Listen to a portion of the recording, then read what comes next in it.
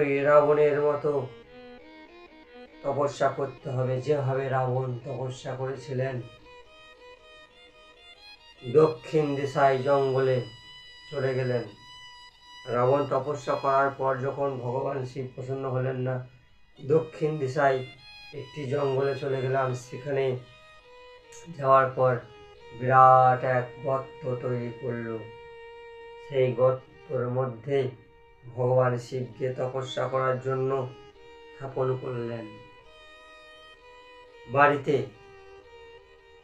শিবলিঙ্গ স্থাপন করুন, বাড়িতে উন্নতি হবে, ভগবান শিবের আশীর্বাদ থাকবে। কারণ প্রত্যেকটি বাড়িতে শিবলিঙ্গ রাখা খুবই দরকার। কারণ শিবলিঙ্গ থাকা মানেই ৩৩ কোটি দেবতা বাড়িতে সমরণ, ৩৩ কোটি দেবতার চরণ বাড়িতে। তাই বাড়িতে একটি করে পাথরের শিবলিঙ্গ রাখুন আর ভগবানের স্মরণ করুন।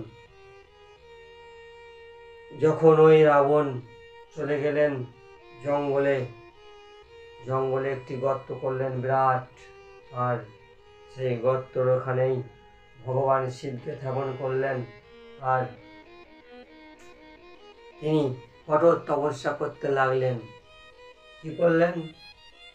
তিনি গরমের সময় আগুনের মাঝে তপস্যা করতেন। এত শক্তিশালী ছিল, সে বর লাভ করে করে এত শক্তিশালী ছিল যে আগুনের মধ্যে গরমের সময় তপস্যা করতেন ভগবান শিবের। শীতের সময় জলে দাঁড়িয়ে তপস্যা করতেন। তারপর বর্ষার সময় ভগবান শিবের তপস্যা করতেন জলে ভিজে ভিজে। কিন্তু ভগবান শিব প্রসন্ন হলেন না।